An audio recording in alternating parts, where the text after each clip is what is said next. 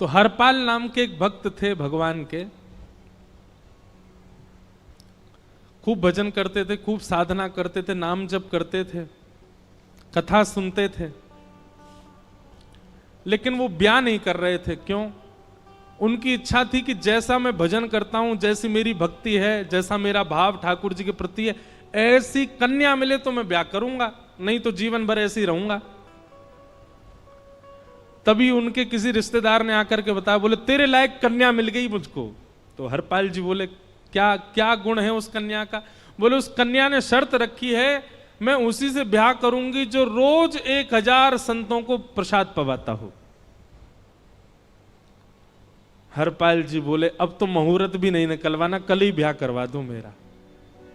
ऐसी कन्या से तो मैं बिना मुहूर्त के ब्याह करूं। मुहूर्त उसके संग देखा जाता है जिसके संग यह संकोच हो या फिर यह दुविधा हो कि पता नहीं जीवन कैसा चलेगा। इससे तो मुझे भरोसा है बढ़िया जाएगा मेरा जीवन, इसी से ब्याह करा दो।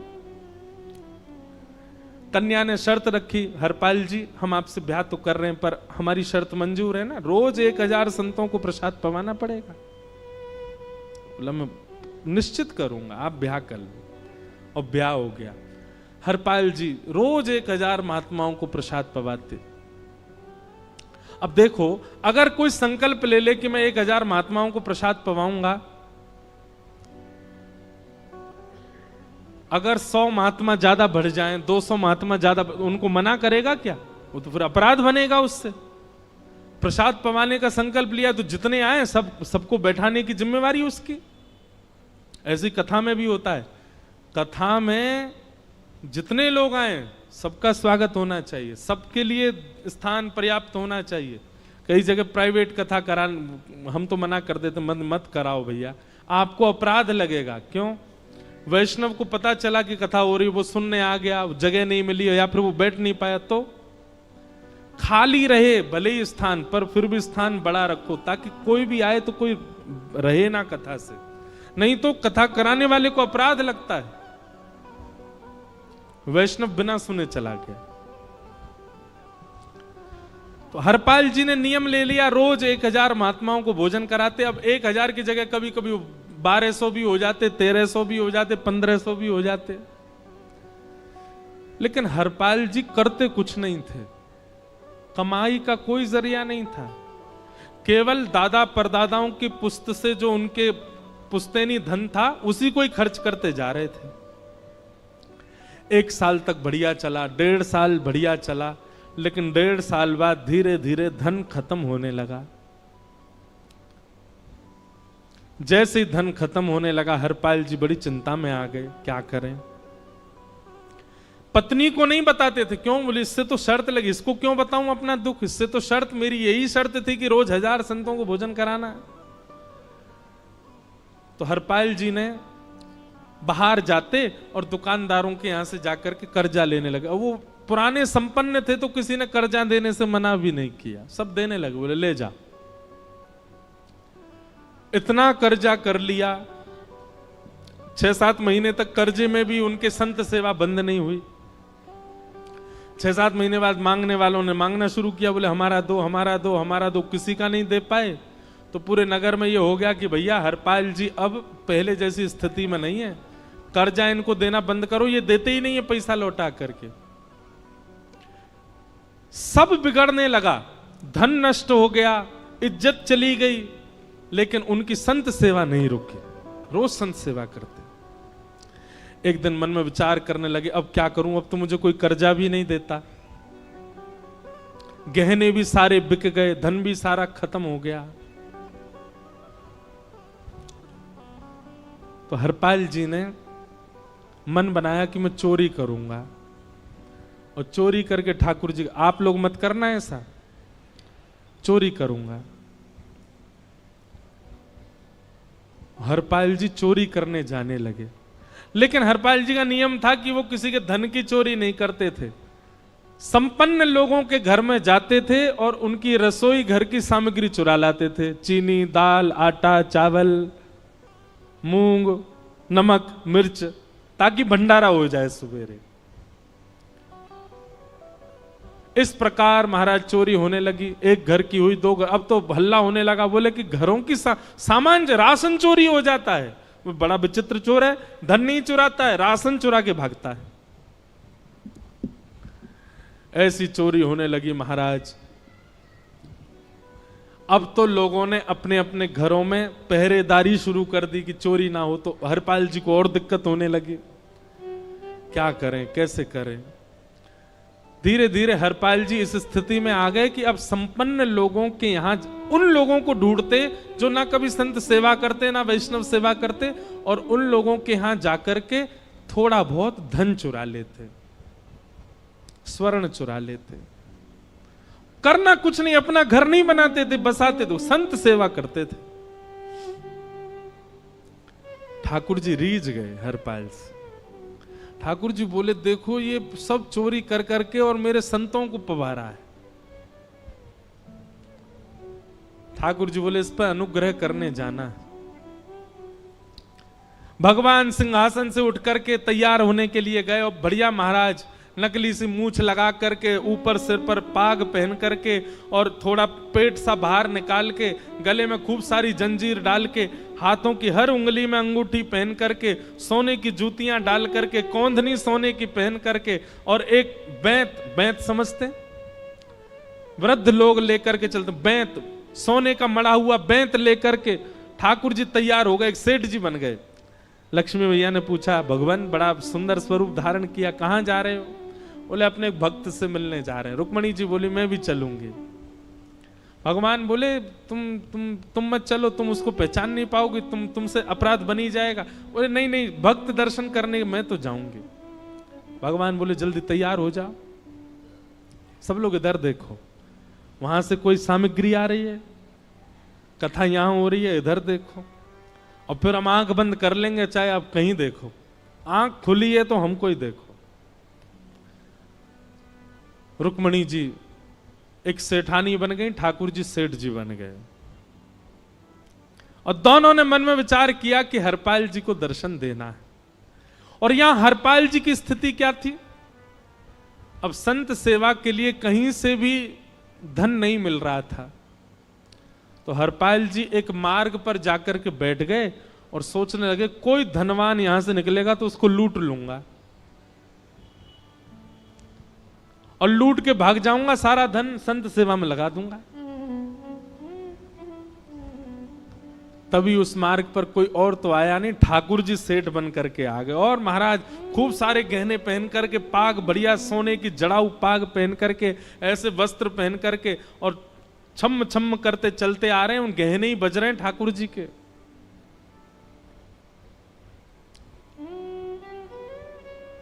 हरपाल जी ने जैसे नेत्र खोल करके देखा, ठाकुर जी के रूप यौवन और सबरी उनके श्रृंगार को देख करके हरपाल जी बोले, ये तो 1 साल के भंडारे की व्यवस्था आ रही है सामने से। इतने में ही सेठानी जी रुक्मणी जी भी आई, उनको ओहो, ये तो कम से कम 5-10 साल की व्यवस्था आ रही है। अगर ये दोनों लूट लिए जाएं तो 10 साल चोरी नहीं करनी पड़ेगी। देखो कितना धन संपन्न। हरपाल जी के बगल में जैसे ही ठाकुर जी पहुंचे, हरपाल जी बोले, भैया जय श्री कृष्ण, प्रणाम। ठाकुर जी तो नाराज हो गए, क्या भगवान का नाम बोलता है सुबह सुबह? तुम सब लोग बड़े पाखंडी हो, ढोंगी हो, और हमने सुना इस गांव में एक रहता है, वो चोरी डकैती करता है और फिर कहते हैं संत सेवा करता है। ऐसी काय बात की चोरी भैया? करता तो चोरी है, भली उससे भली संत सेवा करता हो। नाम उसका हरपाल है, हम सब जानते हैं। भगवान का नाम मत लो हमारे सामने। हरपाल जी समझ गए, वो तो बिल्कुल भगवत विमुख है, इसकी तो एक अंगूठी भी नहीं छोड़नी मुझको, इसका तो सब लेके जाऊंगा। अगर ये बदले में जय श्री कृष्णा बोलता तो एक आध गहना छोड़ देता इसका में, पर ये तो इतना बिखर रहा है भगवान का नाम सुन के, इसका कुछ नहीं छोड़ूंगा, सब ले जाऊंगा।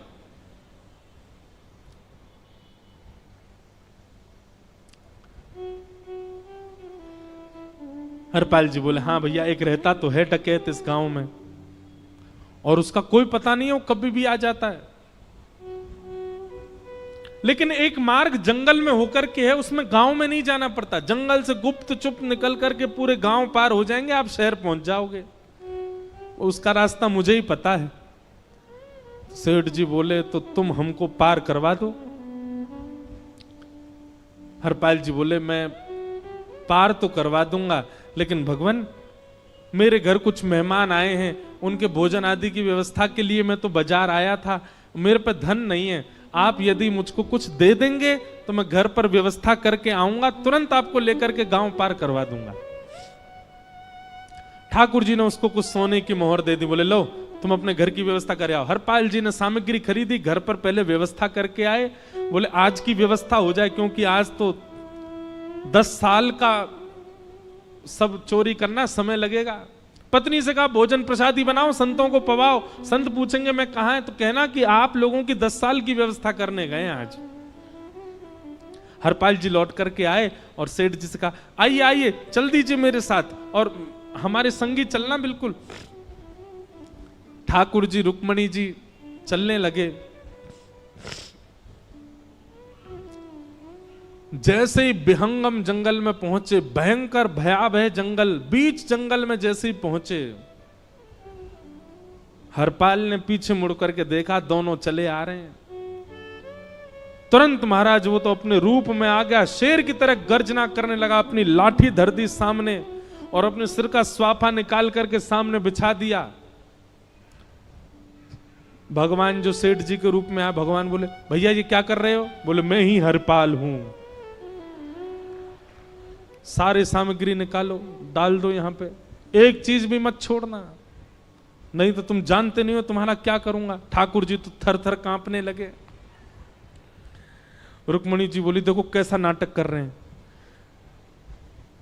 रावण के आगे नहीं डरे थे, कुंभकर्ण के आगे नहीं डरे, हिरण्यकश्यप के आगे नहीं डरे, और वो हरपाल के आगे ऐसे कांप रहे हैं।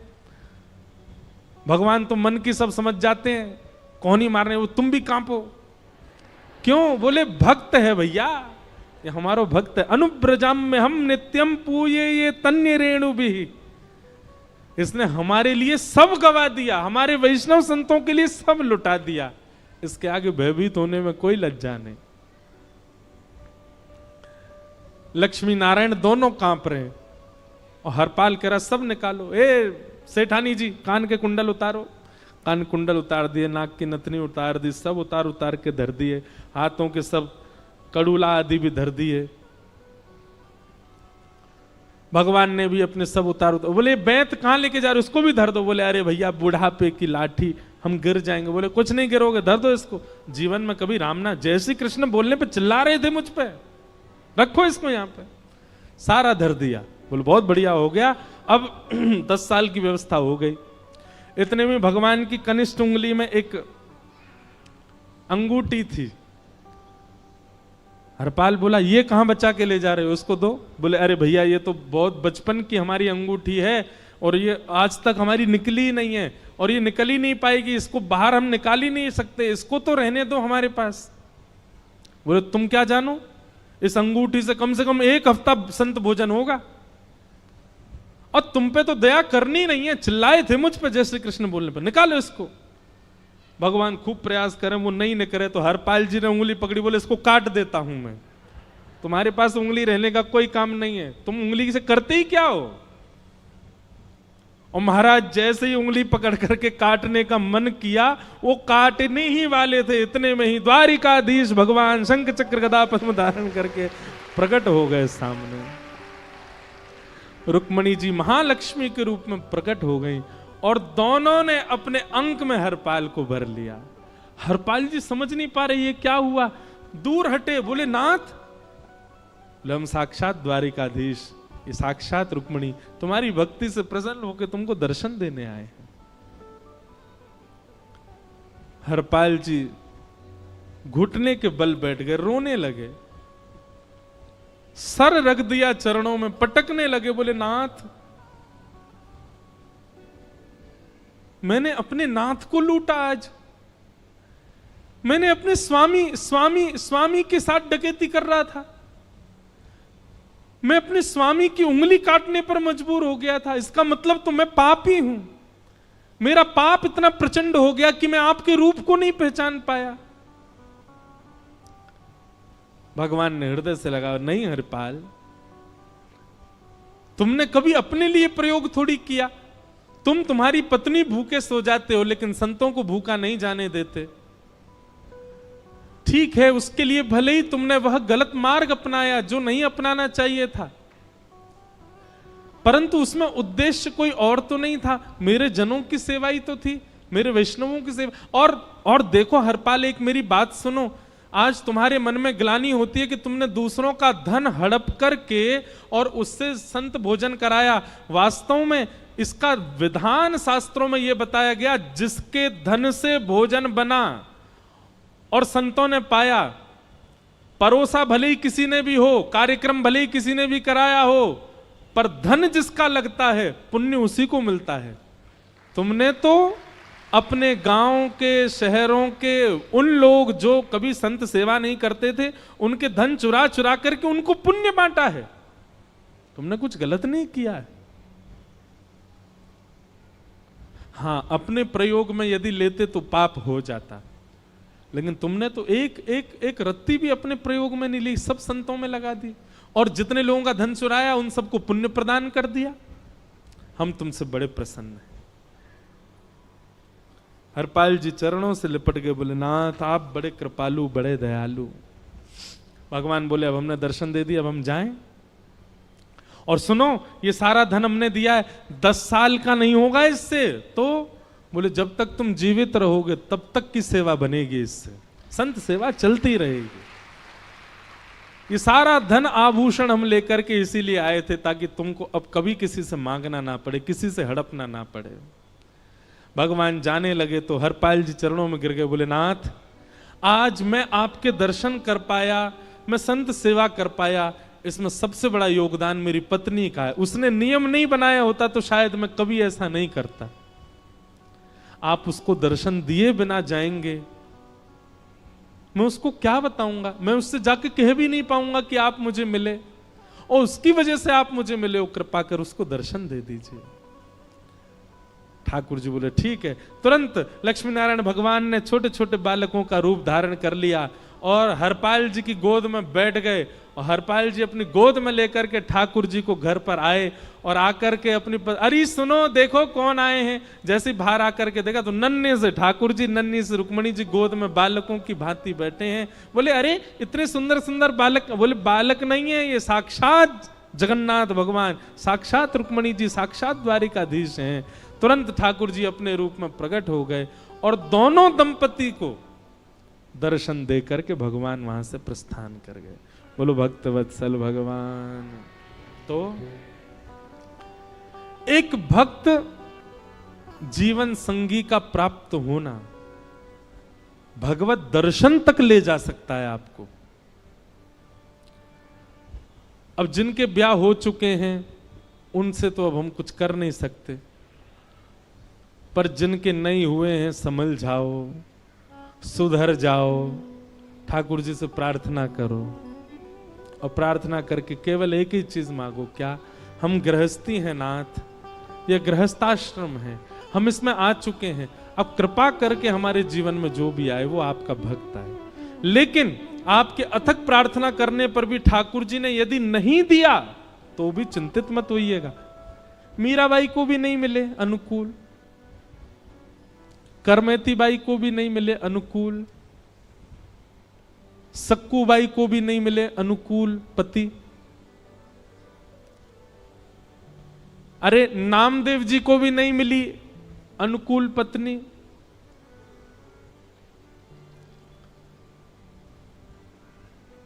इसलिए अनुकूल मिल जाए तो भगवान की बहुत बड़ी कृपा, नहीं मिले तो उससे चिंतित मत होना। जो मोह, जो प्रेम पत्नी के प्रति होना है आपका, तो ठाकुर जी के प्रति हो जाएगा अगर अनुकूल नहीं मिला तो। इसलिए दोनों स्थिति में सम रहना, प्रयास करो कि ठाकुर जी अनुकूल दें। तो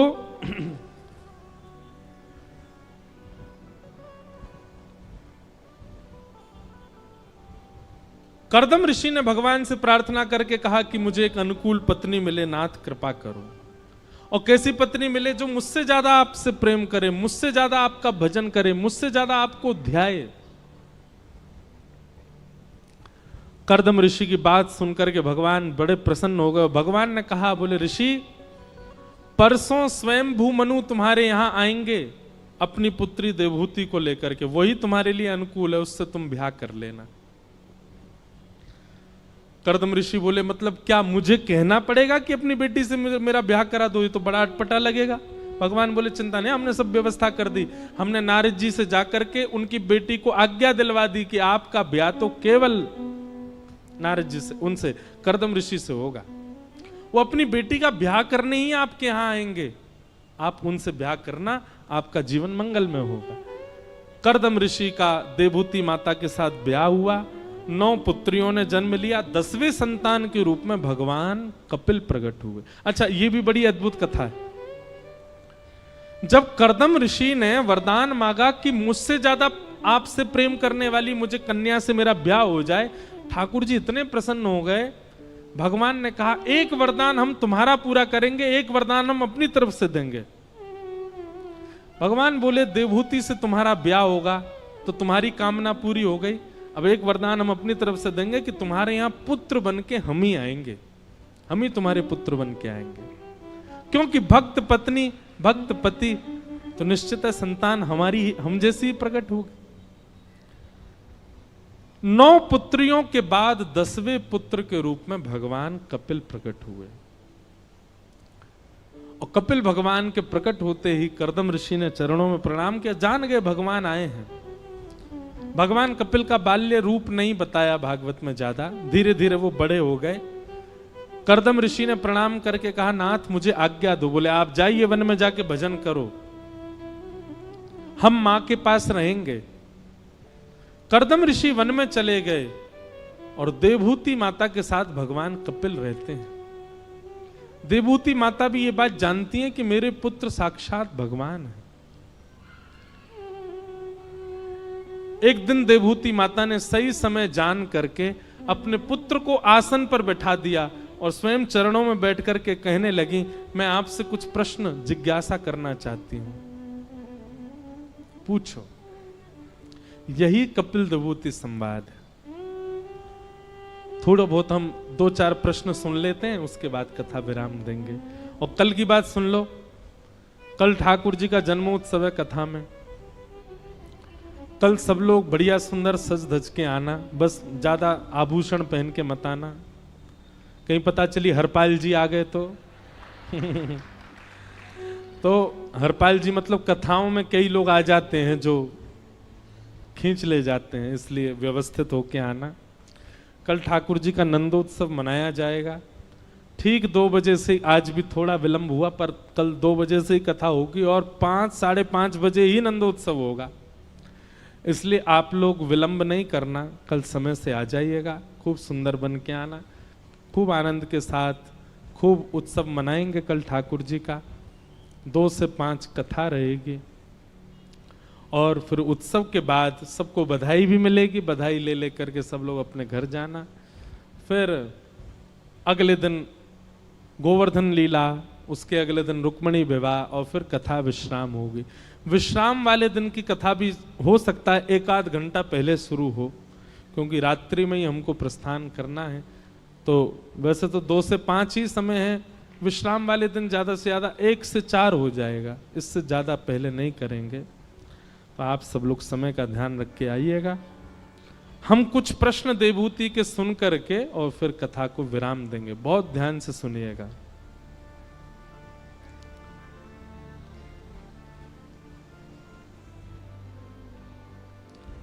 कि निर्वेणा नितराम भूमन असद इंद्रिय तर्षणात् येन संभाव्यमानेन प्रपन्नान्धम तम प्रभु। देवहूति माता कपिल भगवान से प्रश्न करते हुए कहती हैं, वत्स वैसे तो तुम मेरे पुत्र हो, पर आप भगवान हो, इसलिए मैं आपसे प्रश्न करती हूं। ये इंद्रियां भोग भोगते भोगते हारती नहीं है। जीव को कितना भी खिला दो कभी तृप्ति नहीं होती, आंखों को कितना भी दिखा दो तृप्ति नहीं होते, हमारी इंद्रियां कभी तृप्त नहीं होती हैं। श्री कृष्ण इन समस्त इंद्रियों को तृप्त करने का उपाय क्या है? ऐसा क्या उपाय है जिससे हमारी इंद्रियों की इच्छाएं समाप्त हो जाएं, फिर कोई इच्छा ना रह जाए जीवन में? कपिल भगवान उत्तर देते हुए कहते हैं, मैया चेतः खल्वस्य बन्धाय मुक्तये चात्मनोमतिं गुणेषु सक्तं बन्धाय रतं वा पुंस मुक्तये। बहुत ध्यान पूर्वक सुनो। मैया इंद्रियों की इच्छा नहीं होती। इंद्रियां जानते हैं आप किसको कहते हैं? हमारे शरीर में कितनी इंद्रियां होती हैं? 10। पंच ज्ञान इंद्रिय जो कि केवल इतने एरिया में ही हैं, आंख, नाक, जीभ, कान और त्वचा। और पंच कर्म इंद्रिय हाथ, पैर, मुख और 2 गुप्त इंद्रिय, 10 इंद्रियां हैं। मैया इंद्रियों की कोई इच्छा नहीं होती। आप गलत बोल रही हो। भगवान कह रहे हैं नेत्रों की सुंदर देखने की इच्छा नहीं है, जीव की कुछ खाने की इच्छा नहीं है, कानों की कुछ और सुनने की इच्छा नहीं है। ये समस्त इच्छाएं हैं मन की, इंद्रियों की नहीं है मां। हम कभी अस्वस्थ हो जाते हैं, बीमार हो जाते हैं तो डॉक्टर हमको परहेज बताते थे। क्या बोलते हैं? क्या खाओ? बोलो दलिया खाओ। क्या खाओ? खिचड़ी खाओ। कई बार तो बड़े भयानक परहेज बता देते हैं, दही मत खाओ, दूध मत पियो, चाय मत पियो। कभी किसी को भगवान ना करे हो पीलिया हो जाता तो उसको कहते हैं पीली वस्तु मत खिलाओ, दाल बंद कर दो, कढ़ी बंद कर दो। अच्छा, एक बात आपने कभी देखी, डॉक्टर जिसका परहेज बताता उसी को ज्यादा खाने का मन करता है।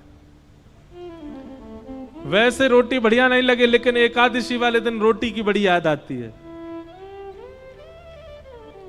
वैसे चावल बढ़िया नहीं लगे लेकिन एकादशी वाले दिन चावल बहुत भाते हैं। जिस दिन परहेज होता है उस दिन ज्यादा अच्छा लगता है। ये मानव स्वभाव है कि संयोग जब किसी वस्तु का होता है हम उसका मूल्य नहीं समझते, उसके वियोग में हमको उसकी स्मृति होती है।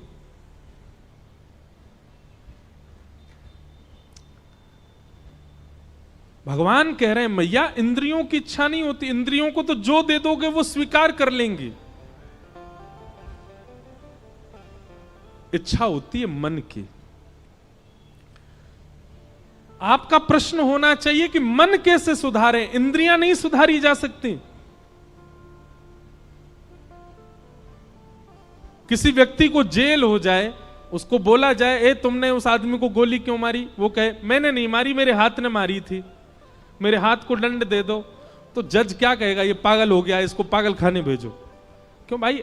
हाथ तो वही करेगा जो तू चाहेगा। और वो तो ये चाहने वाली स्थिति किसकी होती है? मन की। कर्म तो मन ही करवाता है ना। मैया इंद्रियां नहीं सुधारी जाती, मन सुधारा जाता है। मन सुधर जाएगा समस्त इंद्रियां अपने आप सुधर जाती हैं। और मन को सुधारने का एक ही उपाय है, क्या? सत्संग। मन केवल एक भाव से सुधरेगा, सत्संग से। अच्छा, सत्संग किसको कहते हैं? सत्संग का मतलब पता है?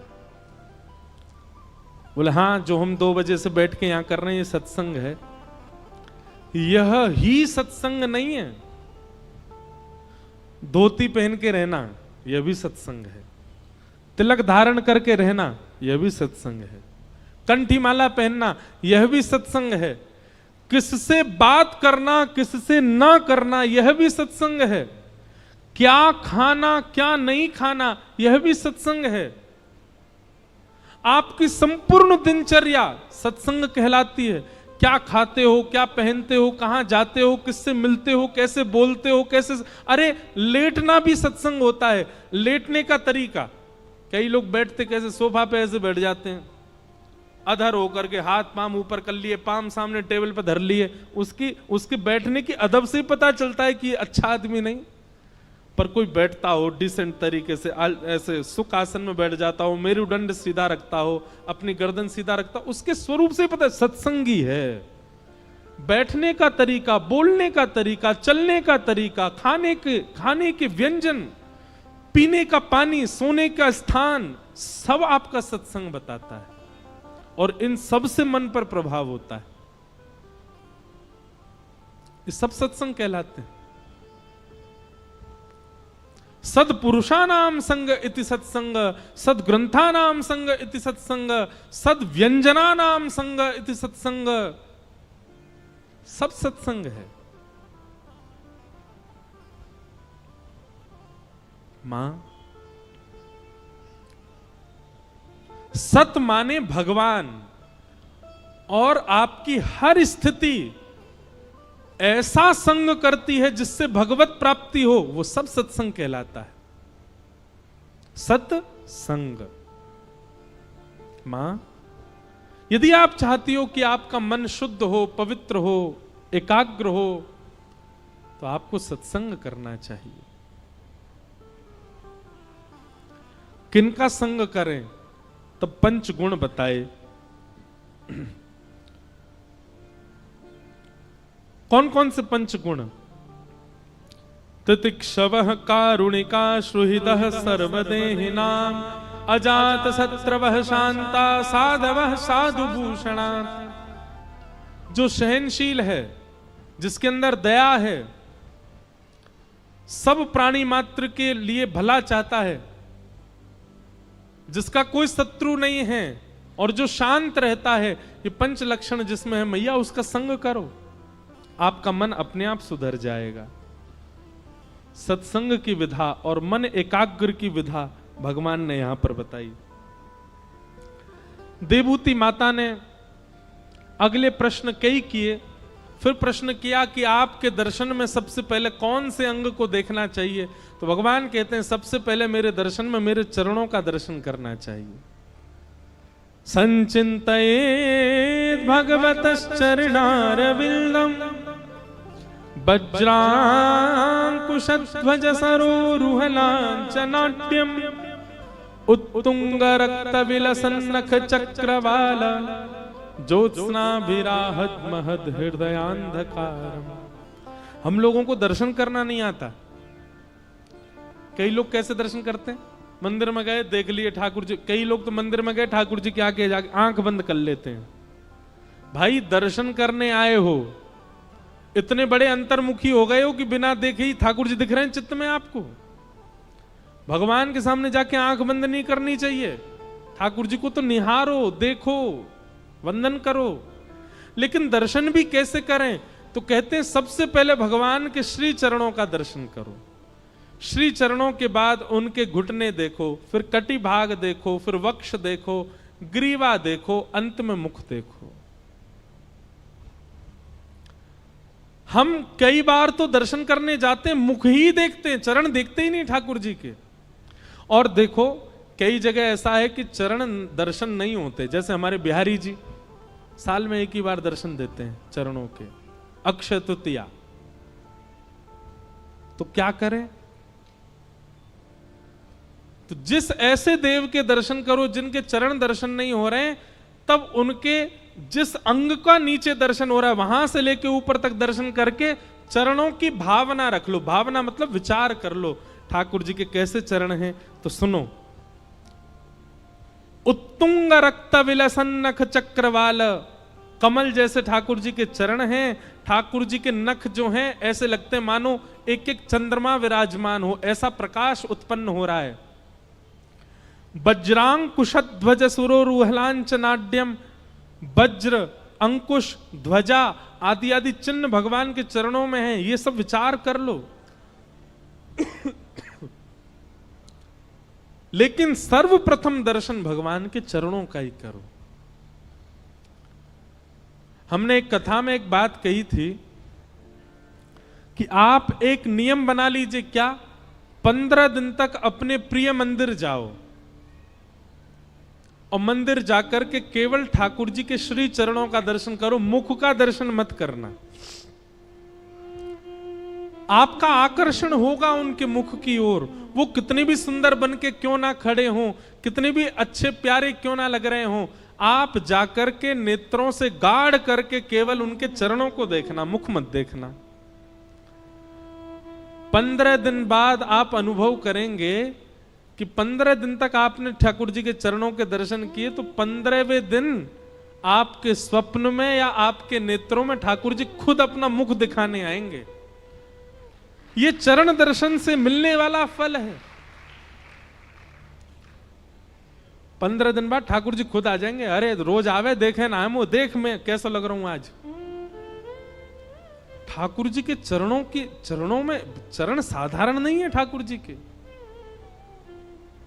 उन चरणों का नित्य दर्शन करो। जिसके मन में ये अभिलाषा हो कि मुझे ठाकुर जी को स्वप्न में देखना है, 15 दिन तक ठाकुर जी के चरणों का चिंतन करो।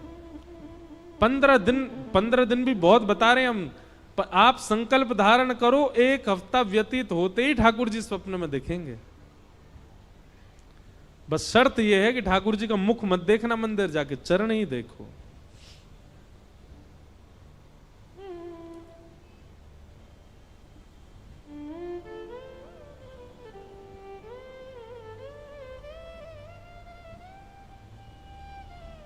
सबने चरणों की वंदना गाई, चाहे वो मीराबाई हो, चाहे वो तुलसीदास हो, चाहे वो रैदास हो, चाहे वो सूरदास हो, चरणों की वंदना सबने की है।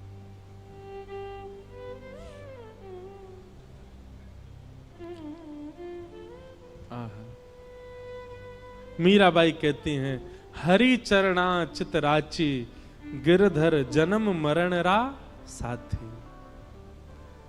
मीराबाई कहती हैं,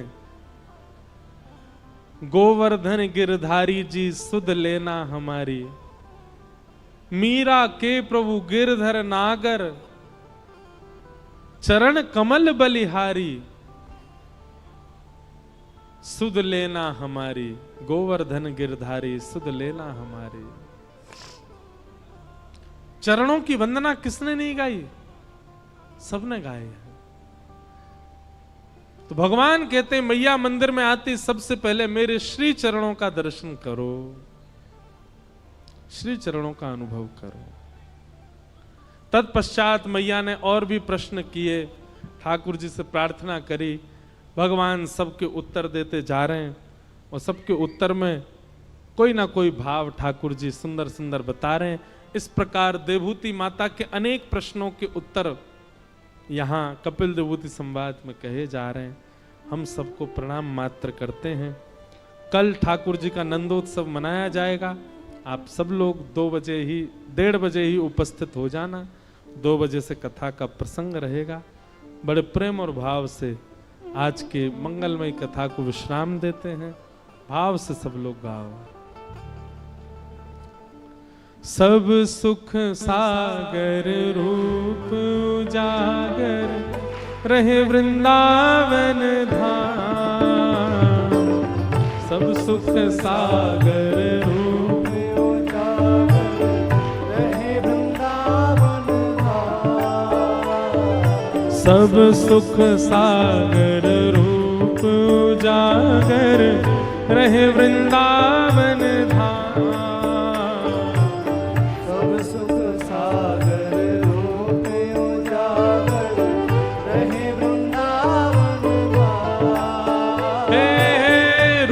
गोस्वामी प्रगट कियो जहां रूप गोस्वामी प्रगट कियो। रूप गोस्वामी प्रगट कियो जहां रूप गोस्वामी प्रगट कियो। राधा गोविंद रूप निधान वृंदावन प्यारो वृंदावन। हे श्री वृंदावन मेरो वृंदावन। रूप गोस्वामी प्रगट कियो जहां रूप गोस्वामी प्रगट कियो। राधा गोविंद रूप निधान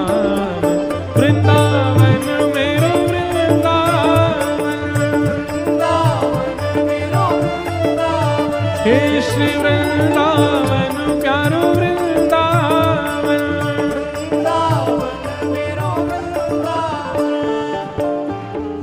बिहरत निस दिन कुंज गलन में, ब्रज जन मन सुख धाम। बिहरत निस दिन कुंज गलन में, ब्रज जन मन सुख धाम। हे मदन मोहन को रूप निरख के, मदन मोहन को रूप निरख के, श्री मदन मोहन को रूप निरख के, मदन मोहन को रूप निरख के, हे सनातन बलि बलि जाए, वृंदावन मेरो वृंदावन, वृंदावन मेरो वृंदावन, हे श्री वृंदावन प्यारो वृंदावन, वृंदावन मेरो वृंदावन, मदन मोहन को रूप निरख के, मदन मोहन को रूप निरख के, सनातन बलि बलि जाए, वृंदावन प्यारो वृंदावन, वृंदावन प्यारो वृंदावन, हे श्री वृंदावन मेरो वृंदावन, श्री वृंदावन मेरो वृंदावन। सब लोग गाओ। गोपी ग्वाल सब ही और धारे, प्यारो गोपीनाथ, गोपी ग्वाल सब ही और धारे, प्यारो गोपीनाथ। हाँ प्यारो प्यारो गोपीनाथ, प्यारो प्यारो गोपीनाथ। हे मधु पंडित जिन कंठ लगायो, मधु पंडित जिन कंठ लगायो, और है रही जय जयकार, वृंदावन प्यारो वृंदावन, वृंदावन प्यारो वृंदावन, श्री वृंदावन मेरो वृंदावन, वृंदावन प्यारो वृंदावन, मधु पंडित जिन कंठ लगाओ, पंडित जिन कंठ लगाओ, और है रही जय जयकार, वृंदावन मेरो वृंदावन, वृंदावन मेरो वृंदावन, हे श्री वृंदावन प्यारो वृंदावन, श्री वृंदावन मेरो वृंदावन। श्री गोपाल भट्ट जुकी हृदय वेदना, प्रगट्यो शालिग्राम, गोपाल भट्ट जुकी हृदय वेदना, प्रगट्यो शालिग्राम। हाँ प्यारो प्रगट्यो शालिग्राम, प्यारो प्रगट्यो शालिग्राम।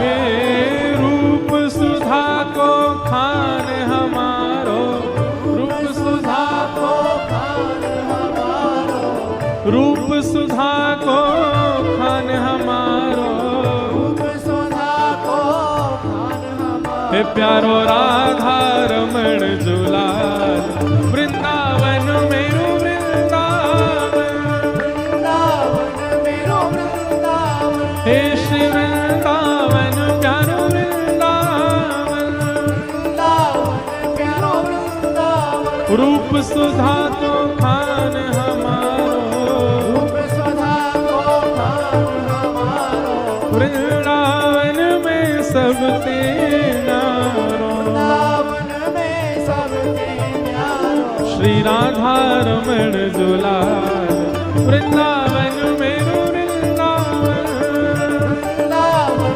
मेरो वृंदावन, हे श्री वृंदावन प्यारो वृंदावन, वृंदावन मेरो वृंदावन। आतुर हित हरिवंश पुकारो, श्री राधा राधा नाम, आतुर हित हरिवंश पुकारो, राधा राधा नाम। आतुर हित हरिवंश पुकारो, श्री राधा राधा नाम। आतुर हित हरिवंश पुकारो, राधा राधा नाम। सघन कुंज यमुना तट आयो, सघन कुंज यमुना तट आयो। मदन टेर वृंदावन आयो, मदन टेर वृंदावन आयो। हे प्यारो राधा वल्लभ लाल, वृंदावन मेरो वृंदावन, वृंदावन मेरो वृंदावन। हे श्री वृंदावन प्यारो वृंदावन। वृंदावन मेरो वृंदावन। मदन टेर यमुना तट आयो, मदन टेर, हे प्यारो राधा वल्लभ लाल, वृंदावन प्यारो वृंदावन। वृंदावन प्यारो वृंदावन। हे श्री वृंदावन मेरो वृंदावन। वृंदावन प्यारो वृंदावन। जुगल किशोर को लाड लड़ायो, नवल कुंज ही अमान। जुगल किशोर पुराण लड़ायो, नवल कुंज ही मान। हे कुंजन कुंजन की रज धारे, कुंजन कुंजन की रज धारे। कुंजन कुंजन की रज धारे। कुंजन कुंजन की रज धारे। ओ हरि व्यास युगल यशदार, वृंदावन मेरो वृंदावन। वृंदावन मेरो वृंदावन। हे श्री वृंदावन प्यारो वृंदावन। वृंदावन मेरो वृंदावन। कुंजन कुंजन की रज धारे, कुंजन की रज धारे। ओ हरि व्यास युगल यशदार, वृंदावन मेरो वृंदावन। वृंदावन मेरो वृंदावन। हे श्री वृंदावन प्यारो वृंदावन। वृंदावन मेरो वृंदावन। भुवन चतुर्दश की सुंदरता, निधिवन करत बिहार। भुवन चतुर्दश की सुंदरता, निधिवन करत बिहार। हाँ प्यारो निधिवन करत बिहार। प्यारो निधिवन करत बिहार। भुजा उठा के कहो, श्यामा प्यारी कुंज बिहारी। श्यामा प्यारी कुंज बिहारी। श्यामा प्यारी बांके बिहारी। श्यामा प्यारी बांके बिहारी। और जय जय श्री हरिदास, वृंदावन मेरो वृंदावन। वृंदावन मेरो वृंदावन। हे श्री वृंदावन प्यारो वृंदावन। वृंदावन प्यारो वृंदावन। श्यामा प्यारी कुंज बिहारी। श्यामा प्यारी कुंज बिहारी। और जय जय श्री हरिदास, वृंदावन मेरो वृंदावन। वृंदावन प्यारो वृंदावन। हे श्री वृंदावन प्यारो वृंदावन। वृंदावन प्यारो वृंदावन। जिनकी कृपा से यह रस प्रगट्यो, वृंदावन अभिराम। जिनकी कृपा से यह रस प्रगटो, वृंदावन अभिराम। हे सप्तनिधिन को ही उजियारो, सप्तनिधिन को ही उजियारो। यह आनंद करवावे वारो। यह आनंद करवावे वारो। हम सबको मिलवावे वारो। हम सबको मिलवावे वारो। हे हमारो गिरधर लाल, वृंदावन मेरो वृंदावन। वृंदावन मेरो वृंदावन। हे श्री वृंदावन प्यारो वृंदावन। वृंदावन मेरो वृंदावन। जय राधे राधे, राधे राधे। श्री राधे सुत प्यारी जय राधे राधे बरसाने वारी राधे राधे हरिदास दुलारी हरिवंश प्यारी गिरधर की प्यारी हमारी प्यारी बरसाने वारी राधे राधे वृषभानु दुलारी राधे राधे ब्रज की है रानी राधे राधे जय राधे राधे श्री राधे राधे जय राधे राधे राधे जय राधे राधे राधे जय राधे राधे जय राधे राधे जय राधे राधे जय राधे राधे श्री राधे राधे जय राधे राधे जय जय श्री राम जय जय श्री राम जय जय श्री राम बोल वृंदावन बिहारी लाल की श्री राधा रमण लाल की श्री राधा वल्लभ लाल की जय जय श्री नमः पार्वती पतये हर हर महा